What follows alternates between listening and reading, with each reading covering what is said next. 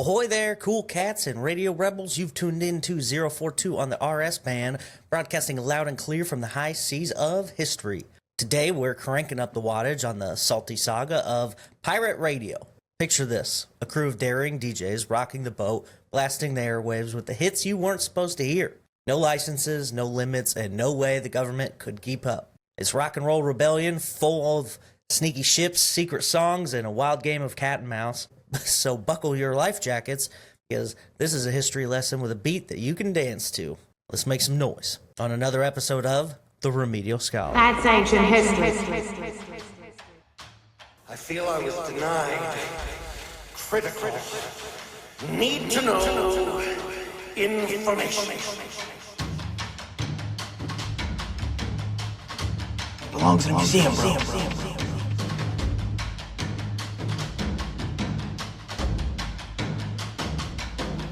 Stop skipping your remedial class. Welcome to The Remedial Scholar. I'm Levi. I think we got a fun one for you, in case that intro wasn't obvious enough. I do hope that we have a good episode every week, but it's not always fun. Last week, very not fun.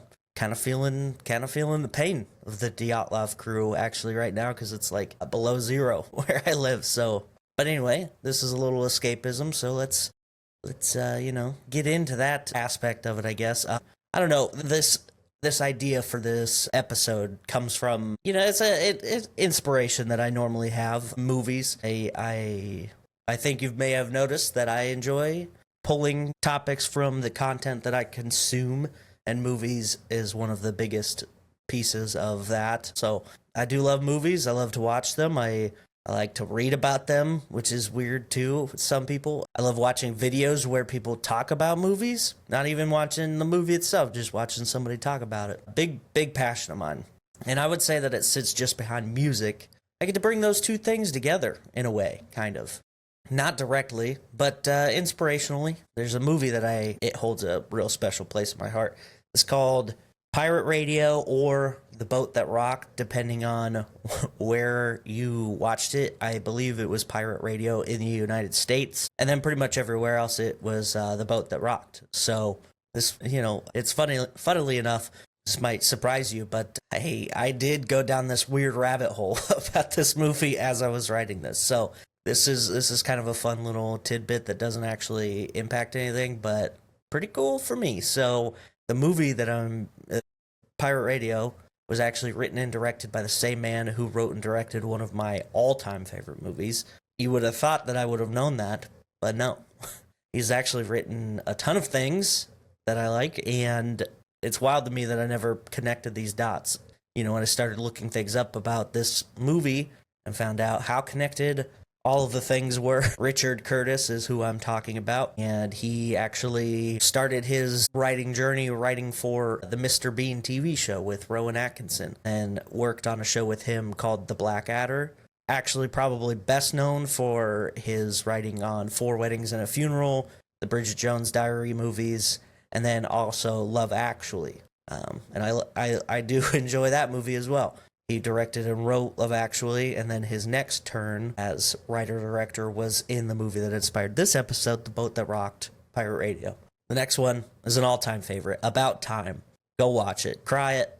Love it. It's absolutely wonderful. I actually went to it I went and watched it on the theater on the base where I was stationed. Didn't look anything up about it, just kind of walked in, and it was great. I fell in love with that movie. It's so good. Another fun fact, this guy, Richard Curtis, actually wrote the episode of Doctor Who where he gets to meet Vincent van Gogh. And that's super emotional, but it's a great episode. Anyway, let's refocus. The Boat That Rocked, Pirate Radio, is a fictionalized version of a real story that we're about to learn about. The synopsis is, in the 1960s, rock music was outlawed, and some people decided to take to the ocean and broadcast pop music to the masses of the people of the United Kingdom, to avoid any legal punishment from the government being in international waters, right? The movie features a real who's who of famous actors, the late, great Philip Seymour Hoffman, Nick Frost, who's often in movies with Simon Pegg, Chris O'Dowd, Brenna, Rhys Ifans, Little Nicky's brother, if you've seen that movie, and then the wonderful, always wonderful, Bill Nye. And not the science guy. This is Bill Nye, Nighy, but he's fantastic. Ultimately, the movie was not a box office banger. It definitely has a cult following. It sits at 59% for critics and 71% for audience rating on the Rotten Tomatoes tomato meter. But I loved it, and it's full of great music. Some say it's kind of shallow and soulless series of escapades by people in the 60s period clothing, acting raunchy, having no morals, but that's kind of what the 60s were about, man. I actually learned a few really great songs from this movie, like Stay With Me Baby by Lorraine Ellison. That's a great song. Nights in White Satin by the Moody Blues. So Long Marianne by Leonard Cohen. All fantastic. Definitely go check those out. But, all of that, too much information, but I wanted to give you an idea of the movie that kind of, inspired me to go down this rabbit hole, right? And the reasoning is the movie opens up with some text on the screen flashing between, cuts of people listening to music, whatever, and it talks about how the British government had outlawed pop music, and there were a few rebels who tried to share it anyway. And this concept might seem foreign to us in our instant gratification world of hundreds, maybe even thousands of methods of listening to our favorite songs. Might be super foreign to those of you who listening who only think of the radio as that, old music that plays in like grocery stores or car washes or when your phone doesn't connect to your car or whatever. It also could feel foreign in the United States because for the most part we have always heard our favorite artists on the radio. This wasn't always a luxury, but despite radio broadcasting being a relatively new phenomenon, not many countries did it as freely as the United States, who had their own issues, but, it obviously wasn't a perfect system. Even with that, they still managed to play way more popular music than the United Kingdom. It is weird to imagine a time before all the technology that we have now that gives us instant action of music or whatever, even podcasts. I definitely remember using the radio to listen to many different things when I was younger. When I was a kid, I would wake up at 5 a.m. and use my little 9-volt powered hand radio to listen to the Morning Zoo show from my hometown. They played fun songs, had trivia, and it was great. My stepdad, he would play the classic rock channel in his shop whenever we'd go over to the shop. He'd always have this one station, 101.5. They had their 40 minutes of nonstop rock. So that was cool. I also have distinct memories of my dad always having the radio on in different situations. My dad, a lot like me in the fact that he definitely goes through where he's like, I really want to listen to this. And so we would listen to CDs and stuff too. But we would also listen to the radio if that was like if he was working on something or, whatever. We did just every now and then we listen to the radio. Yeah. Radio, it was super involved until we figured out how to burn CDs, which is also when LimeWire came around. So that was kind of the end of my radio concern because shortly after that is when MP3 players started to become popular. iPods shortly after that. Not to be outdone, the Zune, the superior listening device, was produced as well. But before that, it was all radio most of the time. It's super hard to imagine what life might have been like before sounds were constantly filling the void. Now we hear music basically everywhere we go, which is not necessarily a bad thing, but it is pretty much everywhere. Department stores with their predetermined playlists and gas stations have the ambiance music, commercials, movies, it can be a lot, I suppose. But before that, long before that, you'd get music through a few different ways. You could go to a music hall, a dance hall, traveling acts, perhaps a local panhandler, or somebody in your family who had learned an instrument, and you could buy sheet music. That was a market. There's people producing books of music of popular songs and compiling them, so then people could play them at home. And many homes had a piano, for instance, for such an occasion. You'd also end up hearing music at the local bar, restaurants, that kind of thing. And this was all before a few scientists began exploring the realms of waves, and not the watery ones, the spooky electrical ones. This dates back actually pretty far, but on a very small scale.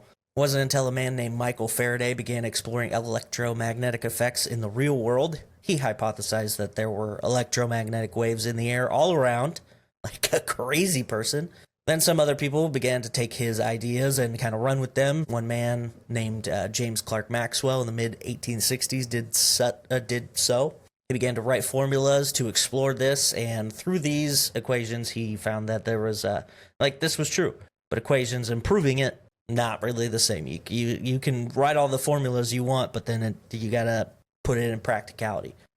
Maxwell did receive a lot of praise from this, including one Albert Einstein, so that's kind of cool. Beginning in 1886 and publishing the results in 1893, a named Heinrich Hertz tested ways to prove this theory. These experiments in the late 1880s offered the first concrete proof that James Clerk Maxwell's prediction about electromagnetic waves were spot on. Good job. Essentially, Hertz set up a simple device, often called a spark gap transmitter, that created sparks between metal spheres. The spark produced ripples of electromagnetic energy similar to what we now call radio waves. To detect these waves, he placed a loop of wire, or sometimes two tiny beads, and then like a short distance from the transmitter, and then that would show it, right? Whenever these waves reached the loop, a small spark appeared, which meant that energy had traveled through the air with no wires connecting the two devices. So, we're talking about witchcraft. The really groundbreaking part was when he demonstrated that these waves behave just like light by reflecting them off metal sheets, showing they could be refracted when passing from one medium to another, and then measuring how they became weaker or stronger at different points. Hertz confirmed that these radio-like waves exhibited the same properties Maxwell had mathematically described. So, yeah. He also proved they were polarized, meaning you could change their apparent strength by rotating the receiving loop, and measured their wavelength and frequency very precisely. All these findings added up to a big win for Maxwell's theory. You know, it's not just a theory anymore. Somebody did it. Also find this very fascinating because literally at the same time Jack the Ripper's terrorizing people, this guy's just like, all right, well, let's see, what can we do with like space waves? Anyway, Hertz actually didn't think there were any useful applications for this revelation, but you know, he still was like, you can do it. Meanwhile, other scientists were finding out something similar. We actually talked about one of these people in a previous episode, Luigi Galvani, the guy with the frog corpses. His little experiment where he found sparks to cause frog limbs to move when he touched with a scalpel, right? He had like electric charge scalpel. Yeah. Anyway, another famous inventor had dabbled in the proven theories of Hertz. Super famous Nikola Tesla. Tesla had read Hertz's research, but believed that wireless electricity was the move. And so he focused on that, and that felt more applicable than radio waves.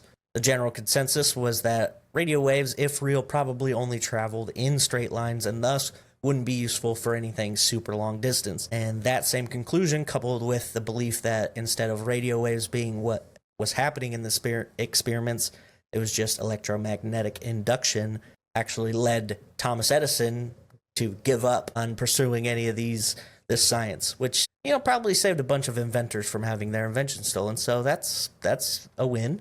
Still, electromagnetic discovery and testing in this field would lead to a variety of different tinkering things that paved the way for others. In 1894, almost said 1984. Anyway, Alexander Popov, a Russian scientist piggybacking off the previous designs, made a receiver of sorts that was like a lightning detector, which is kind of sweet. This receiver was even tweaked, and then it could actually like record lightning. So not only could it detect it, but then when lightning happened up to 30 kilometers away, he made it so it would make an indication on this paper roll that was fed into it. So that's pretty sweet. The electromagnetic signals caused by lightning in the area changed the conductivity of the device when the radio waves passed through it.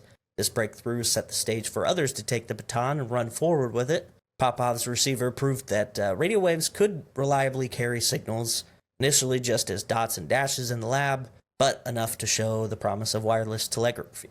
Telegraphy? Yeah. Telegraphy?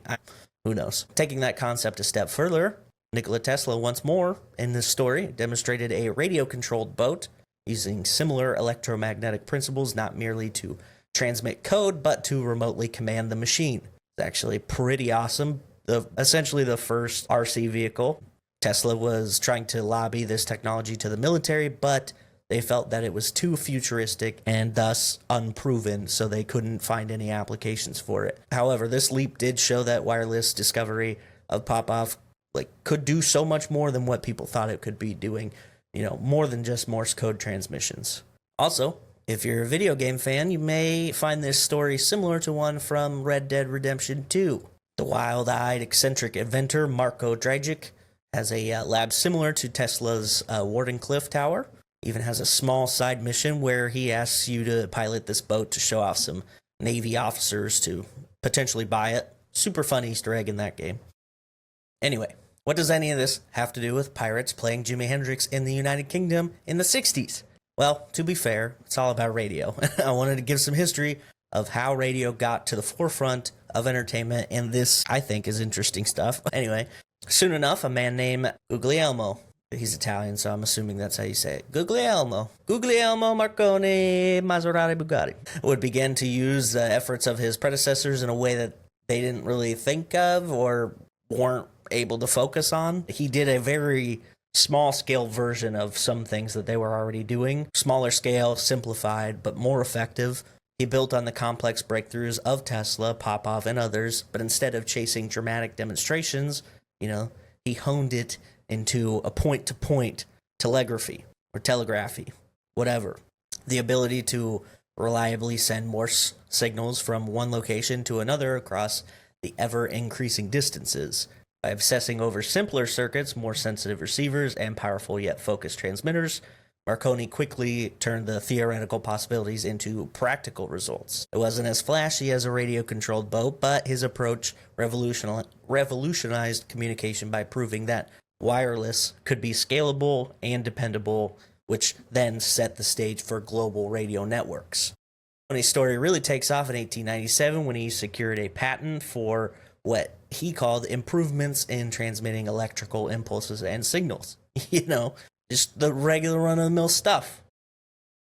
But, his early radio apparatus actually, he filed the patent for it, but there's a lot of crowd work in this. There's a lot of other scientists' bits and pieces, because he studied all these things and kind of put them all together, because while they were focusing on one specific thing, he was like, all right, you guys all got this thing going, I'm going to take the ball and run with it. Yeah, but so once Marconi kind of had an idea of what he had, he took it to the British government, but not the military. He took it to the telegraph engineer and proved that his concept works reliably, practical distance, continuously. Super important that he was able to show that this continued to work outside of lab conditions, essentially.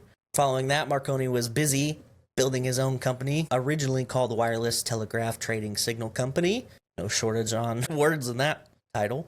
And began to set up test stations, written firstly on the Isle of Wight, and he managed to send signals up to 34 miles or 55 kilometers, which is pretty impressive, considering, 30 kilometers that the lightning thing could detect. So he's almost doubled that. And he's actually sending messages. Pretty sweet. And following these successes, he began to demonstrate what is known as Marconi's Law. Essentially, the taller the antenna, the farther the signals could travel. For the next couple years, he installed gear in various lighthouses, ships, and even on a royal yacht at the request of the Prince of Wales, quickly proving how practical and helpful his wireless telegraphy could be for maritime communication. Perhaps the most famous and hotly debated event came in 1901 when he announced that he received the letter S sent from Poldhu in Cornwall all the way to Newfoundland, which is around 2,200 miles. So, yeah, you might go, yeah, didn't he only just get 30-some miles? Yeah. Critics point that the atmospheric interference might have produced the signal, but whether or not he truly bridged the Atlantic that day, whether or not that happened, it still continued to empower him to follow it, right? Within a few years, he opened factories, won the support of the navies and shipping lines, and was busy transmitting real-time news to ocean liners. By 1909, he had nabbed the Nobel Prize in Physics, shared it with Carl Ferdinand Braun. That's pretty impressive. In the 1920s, Marconi turned to shortwave transmissions, linking up places like the UK, Australia, South Africa, and Canada in what became a global network and the cornerstone of modern radio communication. In the early days after Marconi's breakthrough, radio was mostly a point-to-point tool rather than anything like the broad entertainment that we have today. Operators sent simple Morse code messages between ships, lighthouses, and shore stations for navigation, weather updates, and in emergencies. It was a huge improvement on cable telegraphs, especially for the maritime use. Now ships could stay in contact when they were far out at sea and beyond any physical connection to land.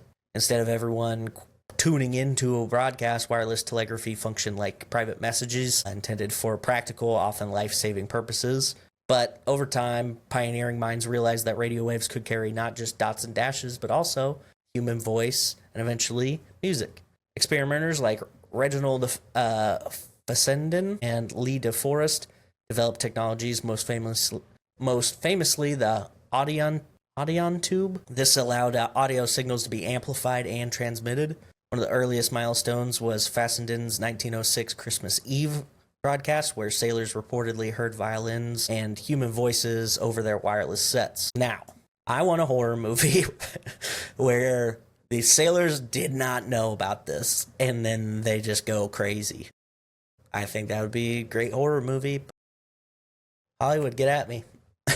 These moments hinted at radio's entertainment potential. The technology still wasn't fully consumer-friendly, equipment was expensive, signals were inconsistent, and audiences were small. Meanwhile, the U.S. had their own inventors tinkering away at this phenomenon. I mentioned Lee DeForest. He actually toyed with arc transmitters to find an alternative to the infrequent and discontinuous pulses that the spark transmitters were using, that the other guys had been using up to this point. This eventually led to a continuous wave signal, the type of signal used in AM, or amplified or amplitude modulated transmissions. AM radio, bam! Yeah. For the next decade, nothing major changed. It was, the biggest thing was that the militaries of the world began using wireless telegraphy Morse code during World War I. Following the war, we have the first bit of radio entertainment, the Dutch, the bane of Austin Powers' Faja, Nigel Powers. They began first regular broadcast entertainment starting on November 6th, almost November 5th, 1919. And this would run 4 nights a week on the FM transmissions, but they ceased broadcasting in 1924 due to financial issues. Another early radio broadcast was in 1920, where a live performance of Richard Wagner's opera Parsifal, Parsifal, was aired in Argentina. This also doesn't surprise me. I know that the joke is that Germans, Nazis specifically fled to Argentina after World War II, but there was already a decent population of Germans in Argentina before that. That's why they picked Argentina to flee to. But the bigger picture is that Wagner was very anti-Semitic and his music was loved by the Nazis, so of course this was broadcast in Argentina. But I digress. August 31st, 1920, the Detroit News began broadcasting daily. October 14th, 1920, a New York college student had received an amateur license and broadcasted concerns on Thursday nights, concerts, not concerns, which could reach around 100 miles away, which is pretty cool. This is a student. The UK followed suit, having their first regular broadcasts in 1922. The 20s also gave birth to the musical broadcasting over radio. In the United States, stations began to see the potential of playing music people enjoyed, either by way of a live band in the studio or a phonograph recording. Stations even began to hire bands just to play in the studio, like a full-time band like the late-night talk shows have. There was also an issue that they wanted to fill the airwaves when they weren't broadcasting like content, like when they weren't saying things, when they weren't reading the news or whatever, which is kind of funny to think about. Before the money men got involved, radio was mostly music with smaller broadcasts of news or other things. Then advertisers began to realize the potential in commercial entertainment, which inspired the growth of advertised music stations. As this became more and more popular, there were advances in technology that made it easier to broadcast, improved transmitters, then receivers, and the introduction of transistors augur the potential for radio itself. While things like phonograms and the eventual vinyl records allowed higher quality music to be played, also gave a wider variety of potential music to play. no longer bound to just having a band play in the studio, with the vinyl 45, which stood for 45 revolutions per minute, often had a single from a musical act, or radio stations along with jukeboxes capitalized and then made it easily digestible for the common listener. And they made it easy for the artists to be heard outside of, people just seeing their posts in the newspaper or going to concerts. All right, so we are up to speed with radio broadcasting. Let's back up and discuss one of the main actors of this episode, the BBC, and not that one. The British Broadcasting Company, which was actually, it's different from the current BBC. That's the BBC you were thinking of, right? British Broadcasting Corporation? I'm sure it was. Anyway, while the U.S. is over there having all their fun and making radio broadcasts of concerts or whatever, the UK is doing things a little differently. Some distinct laws prevented the licensing of new radio stations in the United Kingdom due to the fact that at the time the United States was experiencing a boom thanks to the Department of Commerce regulating and selling licenses.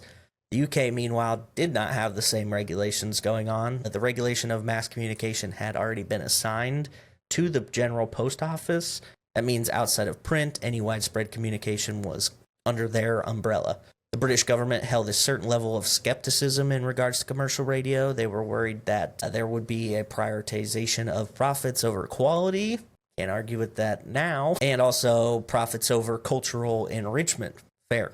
This sentiment extended into the first major licensed company outside of the BBC. The only licenses really issued were hobbyist, experimental transmissions, that kind of thing. The military also put their 2 cents in on the issue, stating that interference from hobby radios had been picked up by them and that this could potentially be a security issue. The post office put a moratorium on licenses for a bit. While the BBC, British Broadcasting Company, officially formed in 1922, they would not begin broadcasting right away.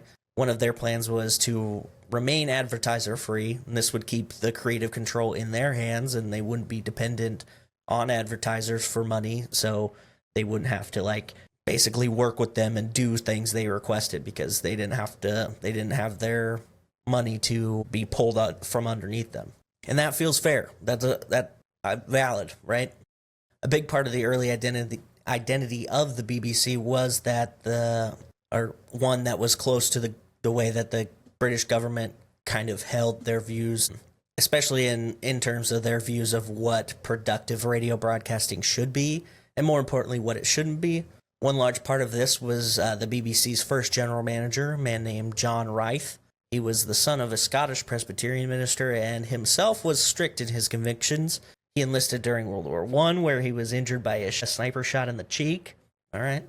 He discussed his displeasure of this event while lying on the stretcher, saying, quote, "I'm very angry, and I've spoilt a new tunic." All right. It's pretty hardcore.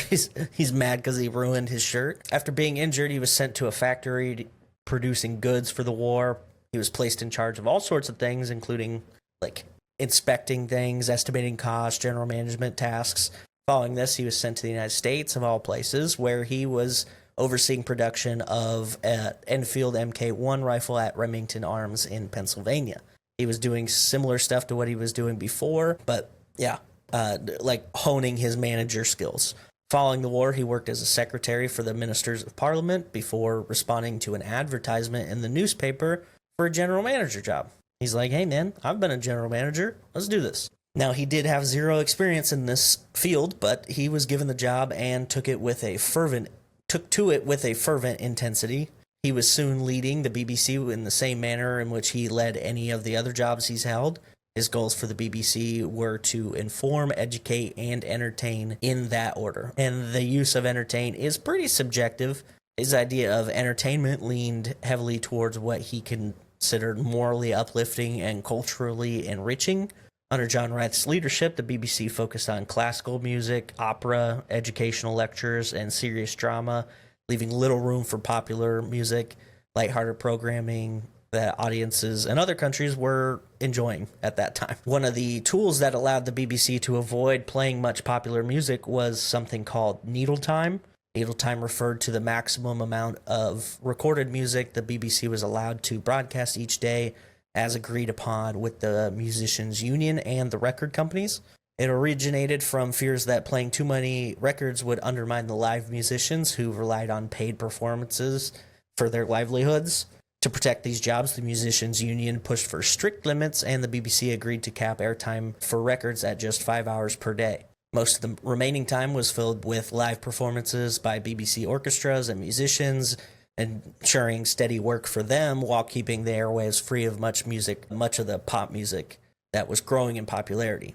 The system was convenient for the BBC because it it aligned with Reith's conservative vision. The limited needle time allowed the BBC to avoid playing emerging genres like jazz and later rock and roll, blues, which Reith and his peers viewed as culturally inferior or morally corrupting. Instead, the BBC filled its schedules with live classical music, like I said, high culture stuff.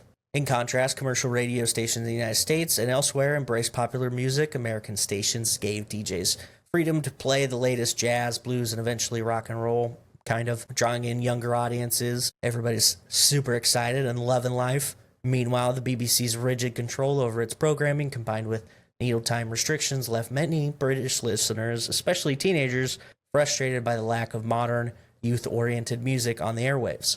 I also want to pause for a moment and discuss this aspect because it's not one I ever really considered before, but just as we talked last week with the youth culture in the Soviet Union leading to sports tourism taking off, the teenage boom of the 50s and 60s transformed youth culture across Western world, but the experience in the United Kingdom had its own unique flavor, right?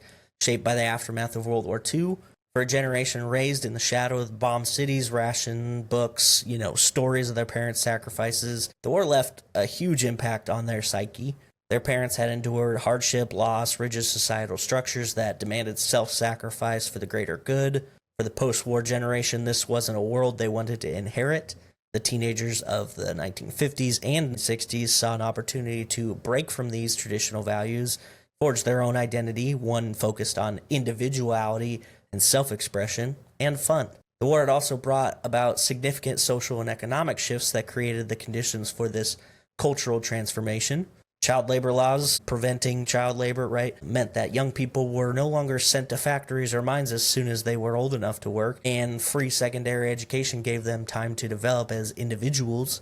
For the first time, there was a clear distinction between childhood and adulthood, with the teenage years emerging as a unique period of life.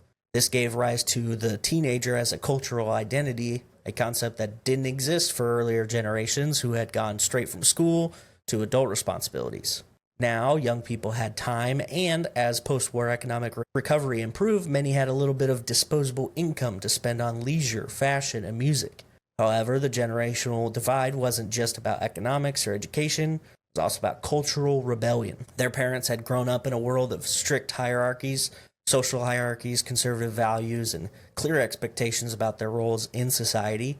For British teens who had been raised hearing about the war's destruction, the sacrifices it demanded, the rigid conformity felt stifling. They wanted to reject the austerity of the past and embrace something new, something loud, vibrant, full of life. This rebellion found its perfect outlet in music. The rise of rock and roll with its raw energy and rebellious spirit offered a soundtrack to the generational shift. American icons like Elvis Presley and, of course, Chuck Berry, electrified young British audiences who flocked to coffee bars, jukeboxes, and dance halls to hear their music, and much to their parents' chagrin. Subcultures like the Teddy Boys epitomized this rebellion, wearing flamboyant Edwardian-inspired suits as they danced to infectious rhythms of rock music. Later, the mods and rockers took the cultural baton, expressing their individuality through sharp fashion, scooters, motorcycles, and rivalries. But in the UK, there was a major hurdle: the BBC's strict programming. These kids want this stuff, and they can't get it because of the BBC. Under John Rice's conservative vision, the BBC had prioritized classical music, educational talks, cultural refinement, which left little room for the popular rock and roll that these teens needed. The needle time rules limited the pop music, and then the personal preference of the people running the BBC also further cemented, hey, we don't want to hear that stuff anyway, so we're just gonna not, right? Restricting access to the songs that resonated with this generation that was hungry for change. It also reminds me of another movie, funnily enough, because that's how my brain works. If you've ever seen Good Morning Vietnam, great movie. If you haven't, you need to watch it. There's a scene where Robin Williams' Adrian Cronauer just finished his first broadcast at the military radio station, and one of his supervisors, Lieutenant Hawk, is reminding him that inappropriate music shouldn't be played. He says, furthermore, you are to stick to playing normal modes of music, not weird stuff. Those we'd find acceptable here would include Lawrence Welk, Jim Neighbors, Montiavani, and then Robin Williams whispers, Percy Faith, and Lieutenant Hawk goes, Percy Faith, good, Andy Williams, Perry Como, and certain salads, holy cow, and certain ballads by Mr. Frank Sinatra. Robin Williams' character responds, would Bob Dylan be out of line? And Hawk goes, way, way out of line. But, this, in the scene, he also goes on to describe the Beach Boys as inappropriate to book them for like a show, like a USO show. Man, I enjoy the Beach Boys, but I would not consider them to be remotely inappropriate. I think they have maybe 3 or 4 songs that insinuate anything that's not, pretty tame. But anyway, that's the environment that they had going on. The BBC and the government kind of heavy-handedly parenting people, basically. In response, British teenagers found ways to satiate their musical desires. They saved up to buy records, frequently went out to like dance halls or clubs to see the bands play, tuned into faint signals from different broadcasts, faint broadcasts that they could get to catch glimpses of musical revolution happening that they were feeling left out of. These resourceful workarounds not only fueled their passion for music, but also created fertile ground for homegrown music scene to develop. Inspired by rock and roll and the rhythm and blues of America, young British musicians began to create their own sounds. Bands like the Beatles and the Rolling Stones, born from working class roots, and the vibrant energy of youth clubs and small music venues captured the rebellious spirit of the times. The war's impact on the British youth, combined with new opportunities brought by child labor reforms and education, created a generation determined to live differently. They didn't want to do the same things that their parents did. They didn't want to have the same sacrifices or conformity. Instead, they had embraced this music, this fashion, this stuff that was happening. Their hunger for change, fueled by the rejection of the BBC's conservatism of the BBC's, not by the BBC's, conservatism and their parents' traditions, laid the groundwork for some revolutionary shifts that were about to emerge, including defiant response to their lack of access to the music they loved, right? I also learned a little bit about this from Keith Richards' book, the iconic guitarist for the Rolling Stones. Keith Richards grew up on a street in Dartford, Kent, where bomb craters from World War II still scarred the ground as he was growing up. Constant reminder of the war's impact on his family and community. In post-war Britain, life was tough, rationing, sense of austerity, defining everyday life. But for kids like Richards, music became an escape. He discovered American blues crackling through radio broadcast and cheap records, falling in love with the raw, emotional sound of artists like Muddy Waters or Howlin' Wolf. That music, with its grit and authenticity, resonated deeply with the generation of teens tired of the conservative traditions of their parents. Richards even met Mick Jagger on the train because of the blues records Jagger was carrying. So, kind of cool that friendship sparked from that moment. For Richards and his peers, the blues wasn't just music. It was a way to rebel against the grayness of post-war life and create something new and exciting. And the radio that he heard was no doubt not the BBC. They barely played music, let alone modern pop music, right? There's no way that the American stations were reaching the shores of the British Isle. So where did it come from? Well, to answer that, we need to travel back in time just a little bit, less than 500 miles away, as the crow flies, from London to Luxembourg. In 1924, two brothers, Francois and Marcel Annan, became fascinated with the emerging radio technology. While the Annan family weren't hobbyists, they were very entrepreneurial, and they had a very intense passion for what radio could do. They saw the vision. In the late 20s, they helped found a company, I don't know. It's like, it's all Frenchified. It's Compagnie Luxembourgeois de Radio Diffusion, so CLR, with the bold vision of creating a cross-border commercial broadcasting powerhouse. Unlike amateur enthusiasts working in sheds or backyards, the Annans saw radio potential as a mass medium for entertainment and information. They invested in powerful transmitters that allowed Radio Luxembourg to beam its signal across Europe, targeting listeners from far beyond their small country. Radio Luxembourg was set apart by its independence.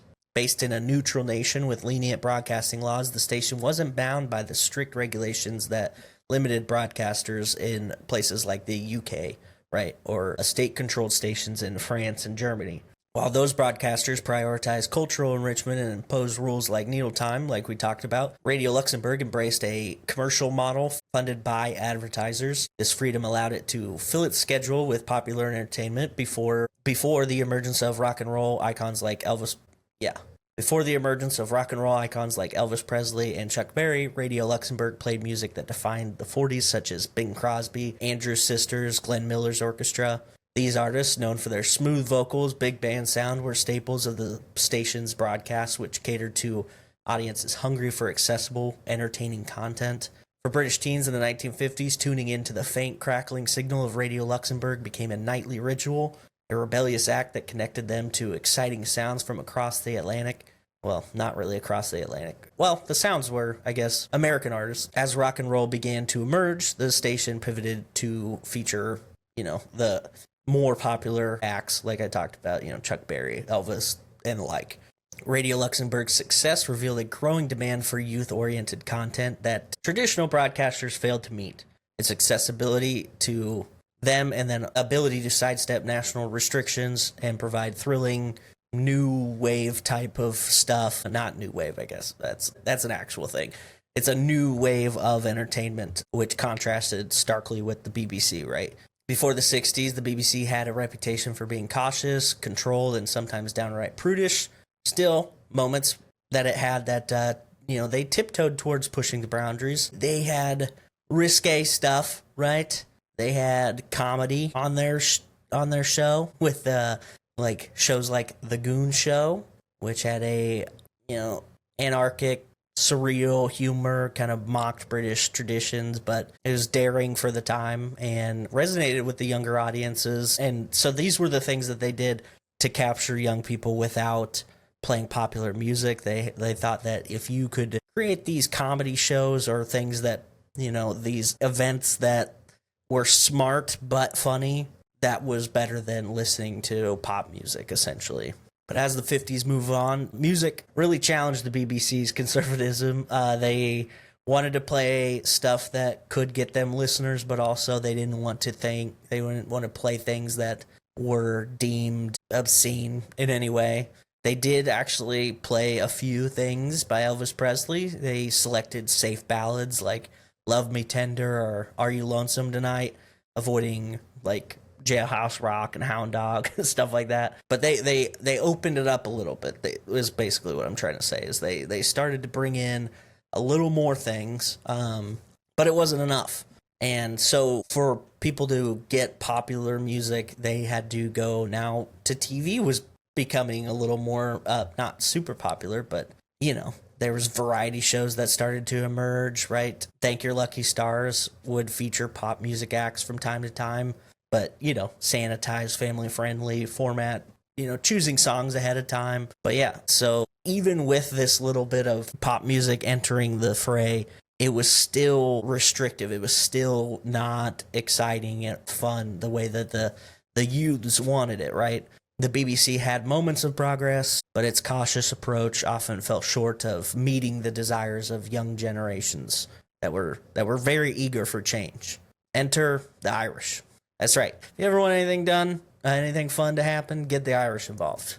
Only the Irish could save England from being boring. A man named Ronan O'Reilly was a musical manager. He was trying to get some airtime for one of his artists. Specifically, he was seeking to either get a record deal or get on the radio, whatever could help first, right? It was kind of a messy deal because at the time, if you wanted to get on the BBC, you needed a record deal, but couldn't really get a record deal without getting on the radio. So it was It's a very confusing thing. So Ronan got the idea to take his artist's music to the lone wolves over at Radio Luxembourg to play his music. Sound logic. These guys have been playing edgy tunes outside of the scope of laws of their neighboring countries for a while now. Unfortunately, Mr. O'Reilly found out that Radio Luxembourg also required artists to be on one of their partnered record companies first. Not so much that they needed to be, but that these record companies paid well to put their artists in the lineup, so you'd have to outbid them to get your one guy on there. Unless he was part of them, then they'd just pay it, right? Allegedly, Ronan had told the Luxembourg fat cats, quote, "After managing my own artist, I have to create my own record label because nobody will record them, and if I then find that no radio station will play their music, it seems that the only thing now is to have my own radio station." And they responded by laughing at him, which it's got to be one of the worst ways to respond to an Irishman. They're going to do whatever they said they're going to do out of pure spite now. Soon, Ronan found himself brainstorming with his friends and other investors various ways that he could prove them wrong, and more importantly, prove himself right. He found out that there was loopholes of sorts in the way of bird law, international waters law, more closely associated with the dominion of the little understood maritime law by way of Arrested Development. Less Charlie Day, more Jason Bateman. Anyway, sorry. Ronan was discussing his plans when he had been told by someone about a radio station called The Voice of America, which had operated from the sea via a ship from the United States and had broadcasted various things, but the main goal was to share, quote, unbiased news about the world. Now, I understand how this might not sound like it was realistic, being as how the station was called The Voice of America. How could they be unbiased? Apparently, they shared bad news about the United States in an effort to not look biased. I don't know how well this went through, but anyway, that's what they did. Regardless of the purpose of this vessel or their truth, the idea got Ronan's wheels spinning, and soon he was lobbying investors to help get the idea off the ground, or into the water, if you will. Pausing for a moment to explain the international waters plan. International waters essentially put the legality of a vessel on the flag it flew, which was the registration of the ship. So if you're on a ship registered to one country, but so far offshore that they are not inside the territorial waters of another, they were only beholden to the former. Ronan aimed to find a ship and keep it outside of the range of the United Kingdom's waters, the distance about 3 miles, which isn't too bad. This wasn't also a new idea. There were a few precursors. There's Radio Nord and Radio Veronica, both offshore broadcasting stations, which were preceded by other marine stations. Even though the idea was not a wholly original one, the demand was great for the product they could deliver. Since the idea was not remarkably original, Ronan had competition trying to be the first one in the United Kingdom. So while working hard to convert an old ferry boat to suit his needs, fundraising for equipment and the like, another man was also attempting to be the first, an Australia businessman named Alan Crawford. However, Ronan had something Mr. Crawford did not: connections. You see, Ronan's family just so happened to run the Irish port of Grenor, maybe, and Ronan inherited a revolutionary tenacity from his grandfather, who died in the Irish War of Independence. Alan Crawford was, outfitting his ship in the same port at the same time, the Mi Amigo, which he would dub Project Atlanta. Ronan arranged a blockade of sorts to prevent Atlanta from beating him to sea. O'Reilly was ready. He had outfitted the MV. I don't know what it means. It's Frederica. I don't know. With all the bells and whistles to make it a functional mobile radio station. They had turned the ship's mast into a towering 165-foot antenna, capable of broadcasting a strong AM signal across much of the United Kingdom, even parts of mainland Europe. At the heart of the operation was a 10-kilowatt transmitter, a powerhouse piece of equipment that ensured the signal would be clear, far-reaching, and reliable. Inside, the ship was transformed into a professional broadcasting hub, complete with turntables for vinyl records, reel-to-reel tape machines for pre-recorded content, mixing console for live and recorded programming, and high-quality microphones for the DJs. Everything was designed to deliver a polished sound even as the waves crashed outside. It wasn't even just a technical feat. It was also a self-sustaining operation. The ship's diesel generator kept the equipment powered even during long stretches at sea. Spare parts and backup systems ensured that technical issues wouldn't sink the broadcasts, while the onboard crew lived and worked in modest accommodations complete with cabins, a kitchen, and shared spaces to keep spirits high. It was ambitious, bold, and a direct challenge to the rigid norms of traditional broadcasting. With the ship ready to go, there's just one thing left: deciding on a name that would embody the spirit of the station, and that inspiration came from an unexpected place. Legend goes that while Ronan was scrounging up investors made near and far, he made his way to the United States. Part of this was to secure advertisements, but also to get some record labels on board, pun intended, sending some of their artist catalogs to be played for the pop-starved United Kingdom. It was on such a trip where he found his inspiration for the name of the pirate vessel. As the story goes, Ronan visited the United States at the height of President Kennedy's popularity, a time when Kennedy's family symbolized a new, youthful energy. While in Washington, D.C., Ronan reportedly came across the image of Caroline Kennedy, the president's young daughter, playing in the Oval Office. The photo struck him. Here was this child embodying a carefree spirit in the midst of the serious, rule-bound world of government.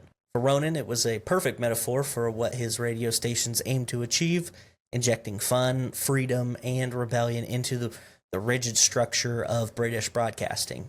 With that, the name Caroline was chosen, a nod to both youthful defiance and fresh independent energy his station sought to represent.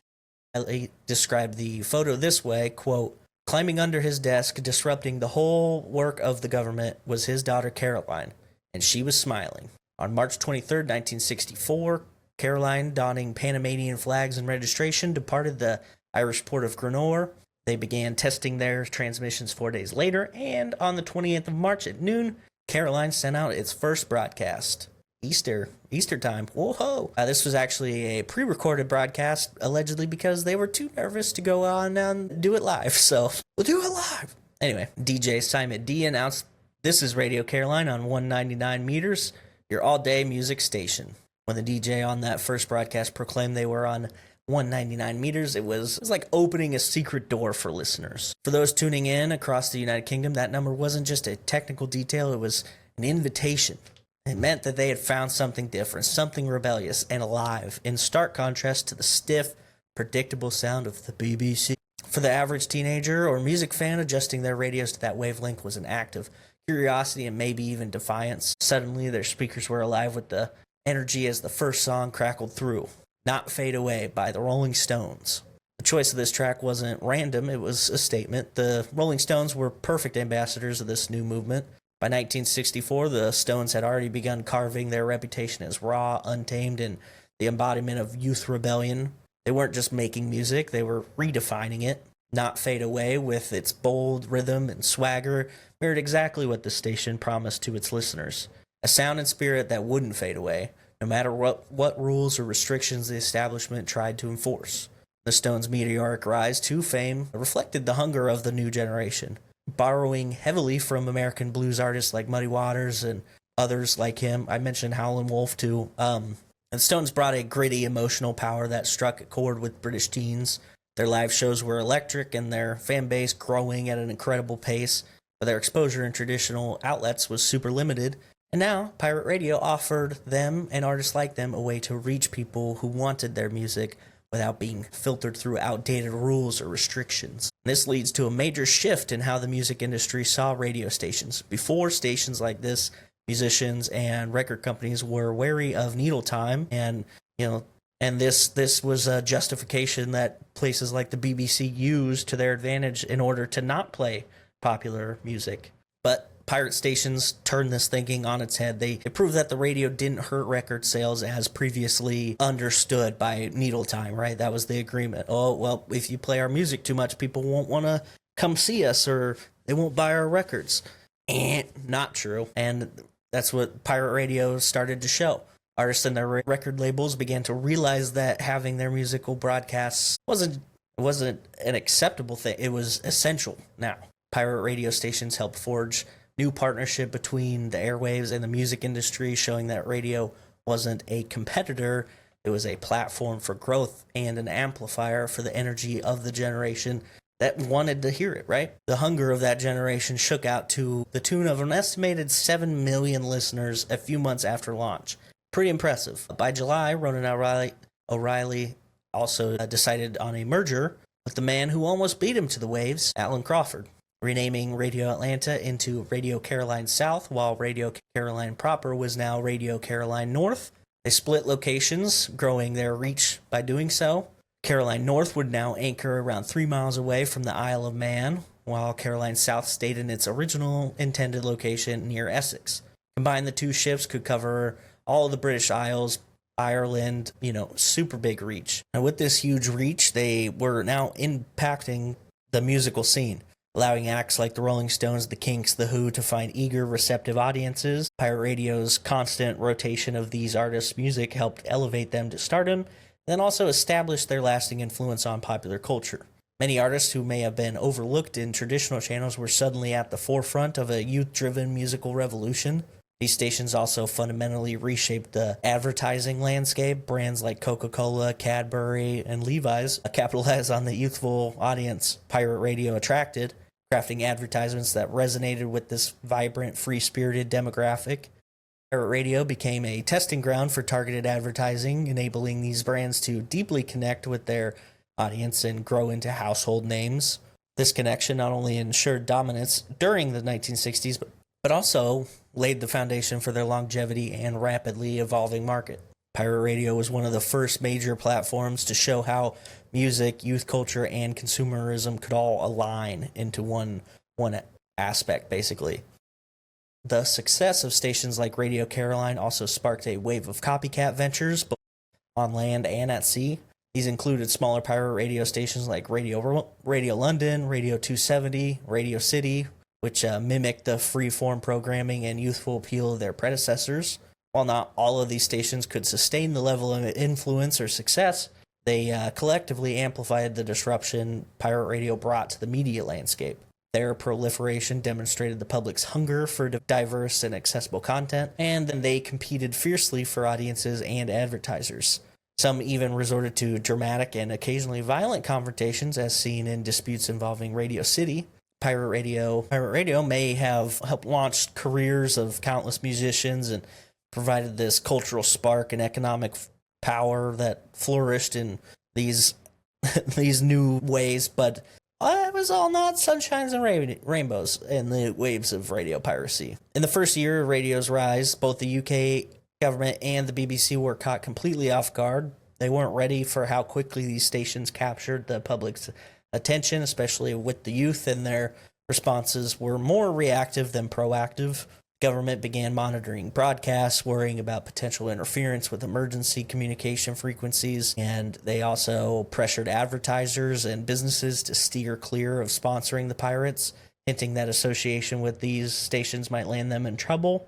Meanwhile, officials issued public warnings painting pirate radio as amateurish and irresponsible, but the people spoke, and the people liked the pirates more. The BBC, on the other hand, responded with its own attempts to discredit the pirate station, labeling them as disruptive and unprofessional. But instead of addressing the real reason these stations were so popular, the BBC largely stuck to its usual programming. At this point, they offered little for the younger generation who craved the fresh music that the pirate radio stations were playing.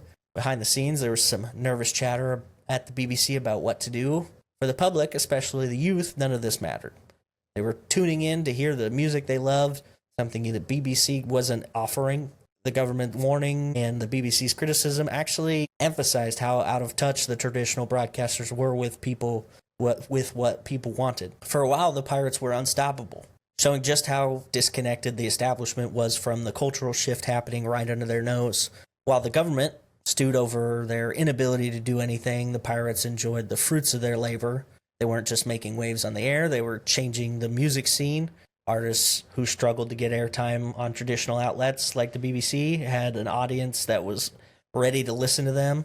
I already mentioned like the Beatles and the Rolling Stones. They were already super popular, but that this helped for sure. The Kinks, with their raw and rebellious energy, gained traction with hits like You Really Got Me, while The Who's My Generation became an anthem for disillusioned youth.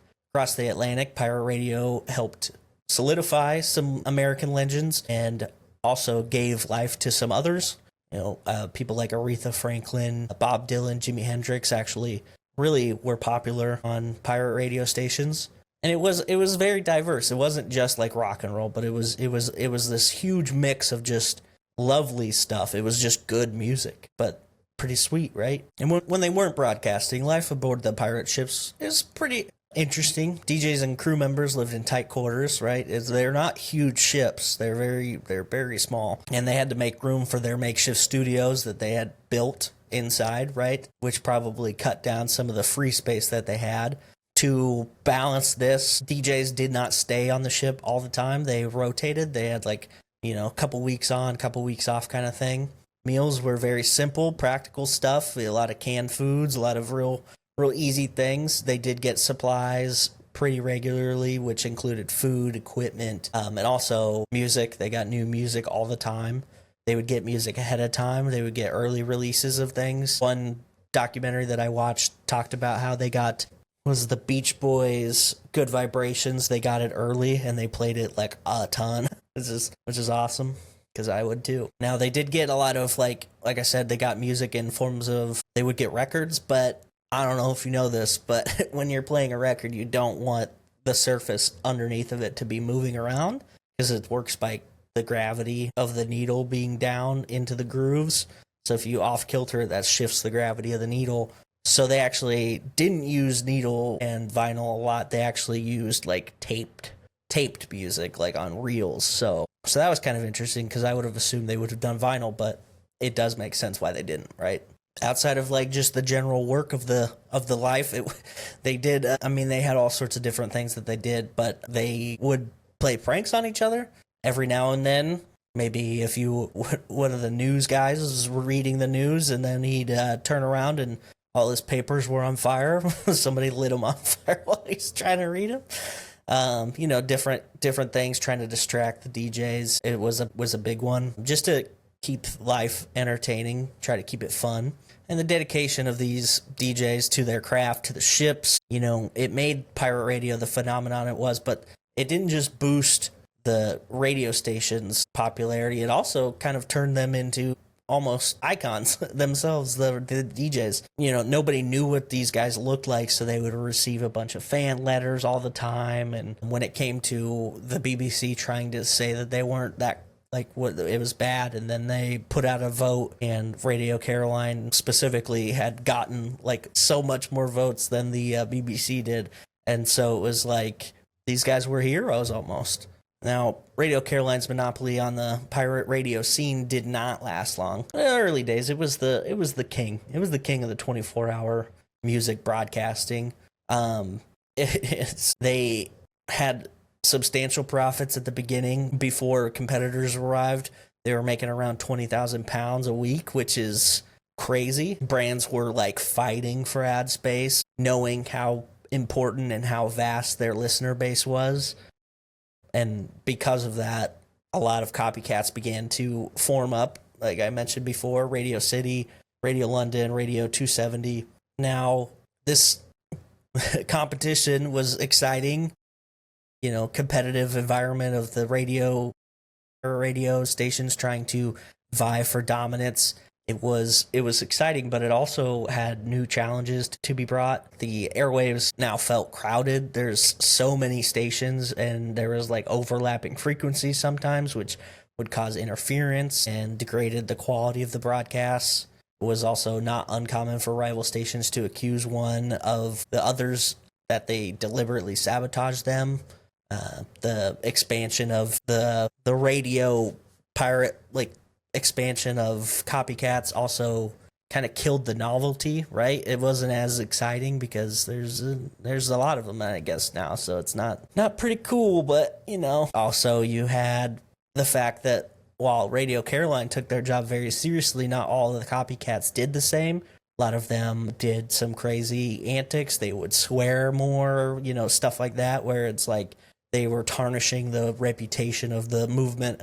Which originally, yes, they were kind of, sidestepping the laws a little bit, but really it was just to give people access to music. It wasn't about doing crime. So, and their reputation also would take a major hit when a murder occurs. There's been a murder. The rise of pirate radio stations attracted this wide range of people thought they could make a lot of money doing it. You know, you'd get musical lovers, entrepreneurs, but then you'd also get like more unscrupulous type of criminal kind of people trying to exploit the new trend for personal gain. As the pirate radio movement grew in popularity and profitability, it became inevitable that less savory figures would enter the scene.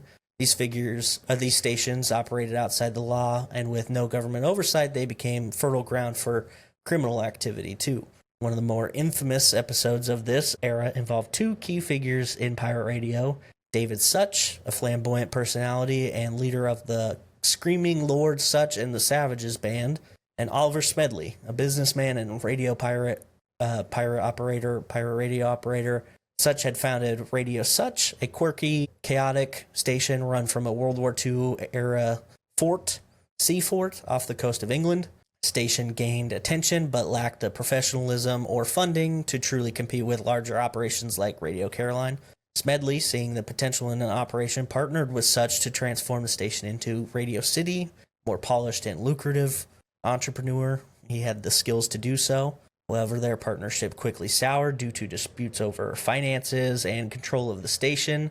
Tensions escalated when Smedley, feeling cheated, attempted to take back the equipment he claimed was rightfully his, and the feud actually ended in tragedy on June 20th, 1966, when Smedley, accompanied by associates, confronted Such and his team at the Sea Fort. Heated exchange that followed. Smedley shot Such's business partner Reginald Calvert, killing him. The incident marked a turning point in pirate radio, exposing the dangers and chaos that could emerge in an unregulated and highly competitive industry. Murder shocked the public and gave critics of pirate radio additional ammunition to argue for its suppression. It also underscored how far some were willing to go in pursuit of control and profit in the high-stakes world of, just criminal activity in general, but also specifically offshore broadcasting. Around the same time, some operators began to take even greater risks, setting up land-based pirate radio stations, which were easier to run but far more susceptible to legal crackdowns. A combination of ambition, rivalry, criminal opportunism ultimately became part of the mythology of pirate radio. It highlighted its rebellious spirit and the darker consequences of operating outside of the law. The murder of Reginald Calvert became this big turning point, and the government saw this. They utilized this. Up until then, officials struggled to shut down tense offshore stations. These offshore stations, because of the jurisdictional loopholes, international waters, but beyond legal, they're beyond the legal reach. But when this guy got killed, the government was starting to put the pieces together of like, all right, we really need to do something. We have evidence that now there's criminals involved in this, so it's not just free love and music anymore, right? Public opinion started to shift. The government ramped up its own efforts to clamp down on these stations. They increased maritime surveillance, keeping closer eye on supply boats to try and starve the ships out of resources like food and fuel, or fresh records even. On land, authorities turned their attention to a growing number of illegal transmitters popping up in urban areas, conducting dramatic raids to shut them down, started warning advertisers and record labels against supporting pirate stations, threatening legal consequences for those who dared to fund the broadcasters. Behind the scenes, lawmakers began laying the groundwork for tighter regulations. They drafted new laws to close the loopholes that allowed pirate radios to flourish, eventually passing the 1967 Marine and Broadcasting Offenses Act. This law made it illegal for anyone in the United Kingdom to work with, supply, or advertise pirate radio stations, even if the broadcasts were coming from international waters. Their big pull here was because that the frequency of the pirate radios were interfering with emergency communication systems, and while there was grounds for this, it wasn't necessarily a common thing, but, the pressure did start to take its toll. Smaller stations struggled to survive as resources dried up, more raids became frequent, and then in the wake of the escalating tensions and dramatic fallout from, the incidences of the Calvert murder, British government knew it needed more definitive solution, and that's why the Marine and Broadcasting Offenses Act kind of got hammered home, right? Introduced by Tony Benn, a labor guy, Postmaster General also. He's a staunch opponent of pirate radio and long had argued that these stations were not only disrupting emergency communications but also undermining the authority of the state. So he spearheaded this whole thing.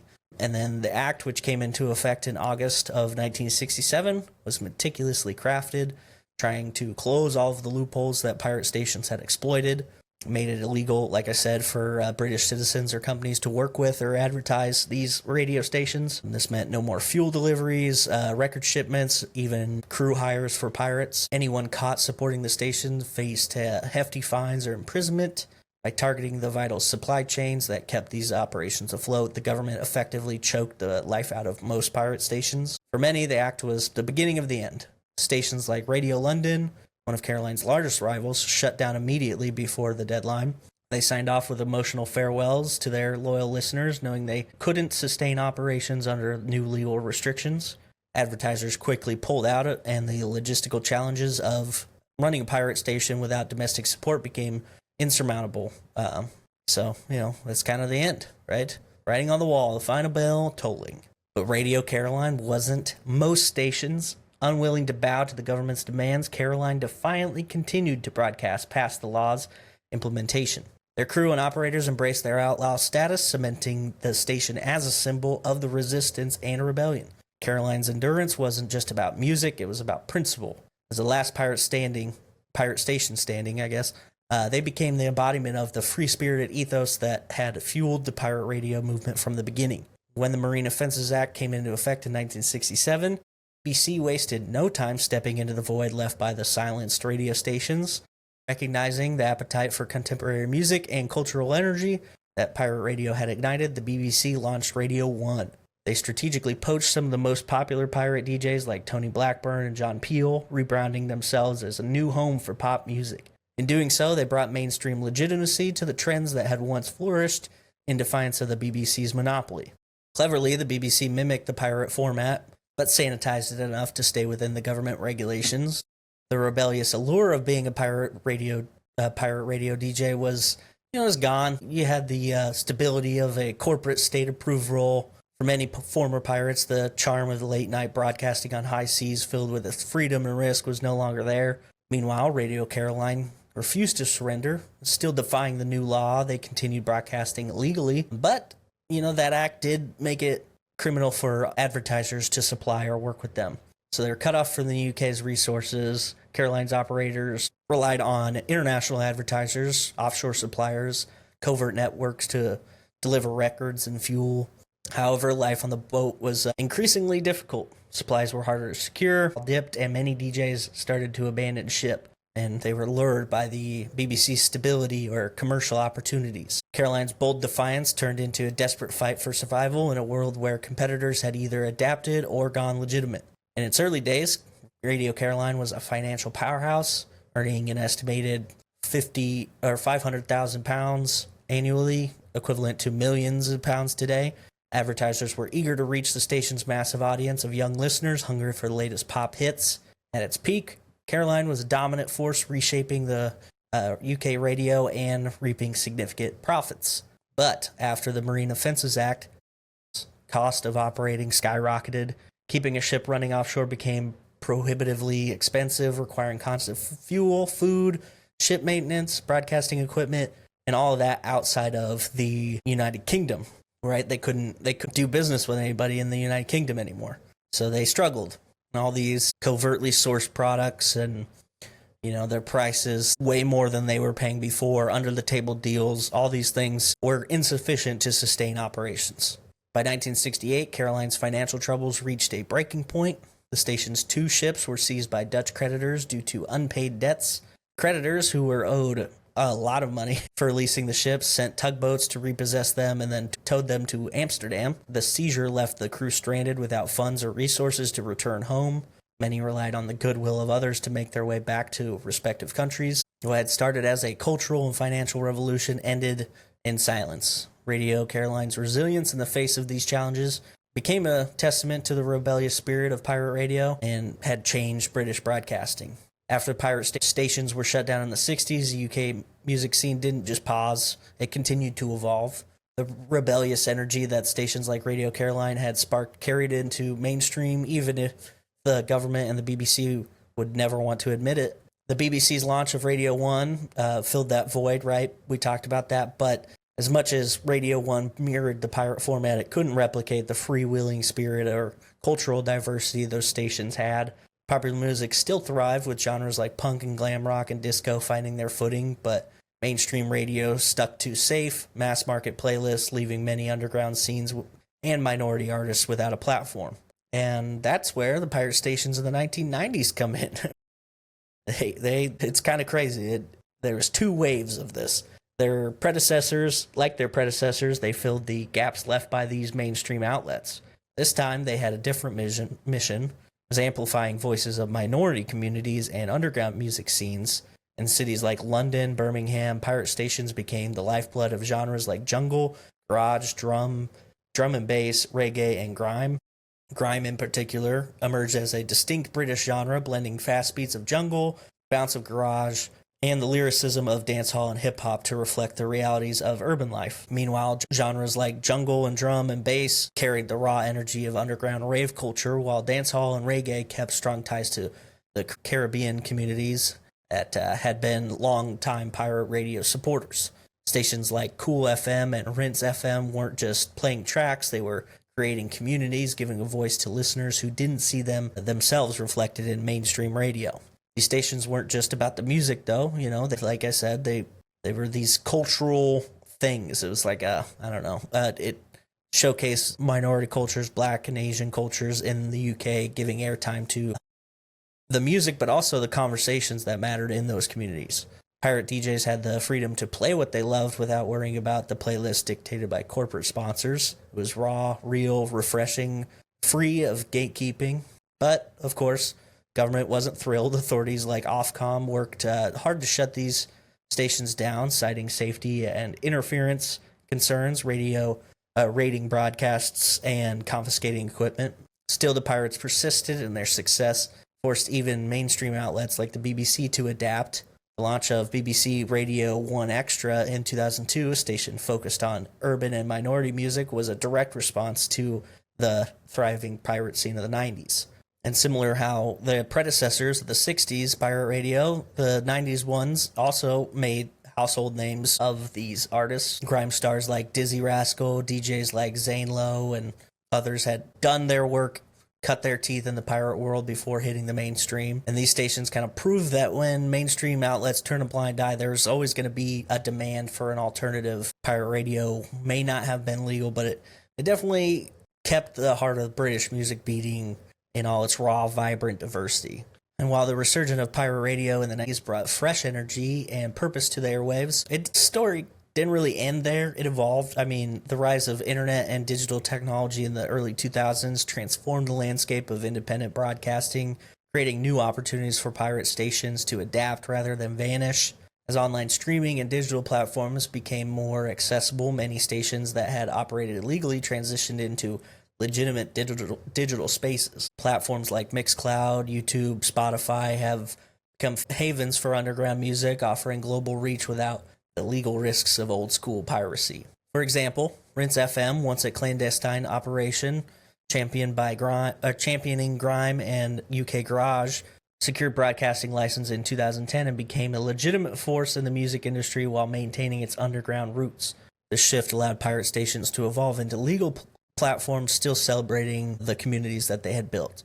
At the same time, some pirate stations persisted in their old original form, particularly in urban centers where they remain a critical voice for communities underrepresented in the mainstream media. These stations bridge the gap between the old and the new, blending the rebellious spirit of pirate radio with the connectivity of the digital age. Ultimately, the second wave of pirate radio didn't fade away. It laid the foundation for how music is shared and celebrated today.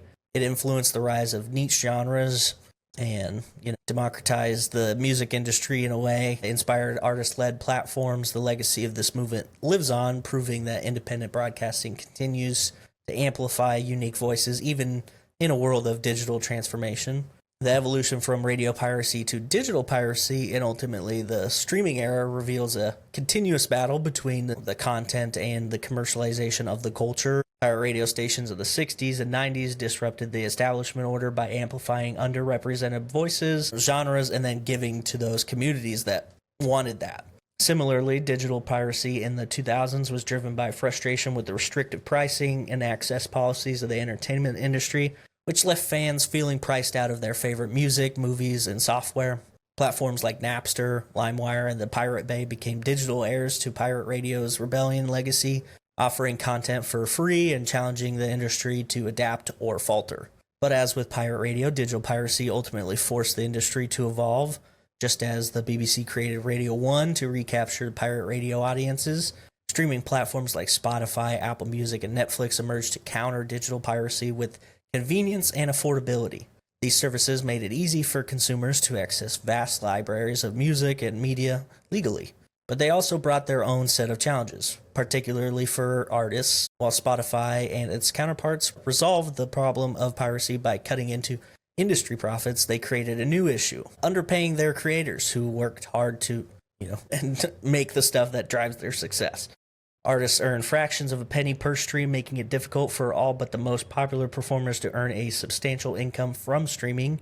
The rise of playlists and algorithm-driven discovery has further shifted the power to tech companies, which act as a modern gatekeeper of sorts, deciding who gets promoted and who gets heard. This mirrors the monopolistic structures that early pirate radio sought to dismantle, only now they exist in a digital ecosystem. Meanwhile, the commercialization of the music industry has reached new heights in other areas, such as live events. While streaming platforms have made music more accessible, ticket prices for concerts have never been higher, pricing out many fans from seeing their favorite artists live. Factors like dynamic pricing, corporate sponsorships, and ticket scalping have made live performances increasingly inaccessible. Major companies such as Ticketmaster dominate the live industry, further consolidating power and leaving fans with few alternatives. This has fueled a resurgence in people finding creative ways to circumvent these costs, whether through sharing subscription accounts, accessing pirated streams of live events, or seeking secondhand tickets at reduced prices. This economic imbalance perpetuates the cycle of rebellion and innovation seen throughout the history of piracy. Just as pirate radio defied licensing fees and airplay restrictions, modern consumers are finding creative ways to access content and experiences without succumbing to corporate price gouging. So, in many ways, the commercialization of streaming and live events parallels the restrictive policies that once inspired the rise of pirate radio and digital piracy. Fans still want affordable, unrestricted access to the music and media that they love, but the barriers, whether in ticket prices or royalty payouts, continue to push some toward alternative methods, often illicit methods. Ultimately, the streaming era has democratized access to music and media in ways that were once unimaginable, but it has also concentrated power and wealth into the hands of a few corporations. The enduring lesson is ultimately, when industries fail to balance profit with fairness, people will always find a way to disrupt the system. And that's it. I hope you enjoyed learning about these pirates. Different pirates than the last time, albeit, more musically talented, I think. I love this rabbit hole that this took me down. I had no idea that this would be so fascinating, but just seeing how the evolution of music and entertainment in general has been shaped is super interesting to me. The evolution from radio piracy to digital piracy and ultimately to streaming era reveals this continuous battle between content and commercialization and culture in general. Radio stations of the 90s, pirate radio stations of the 60s and 90s disrupted the establishment, provided voices for the communities, but then, ultimately outlasted by the regulations. Digital piracy eventually coming around, doing the same thing. This is very intense. All right. Anyway, if you have a topic you want me to talk about, please let me know in the comments of this podcast, wherever you're listening, on the social media comments you can do, also in YouTube. If you learned something, if you've enjoyed this show, please review us wherever possible. I have 4 reviews on Apple Podcasts, and there's substantially more than that who listen. So if that's you, if you're here with us, please go review the show. Helps boost us in the algorithm. Share us wherever possible. And of course, visit all our friends whose links are in the description. With that, keep questioning the past. The future will thank you. See you next time.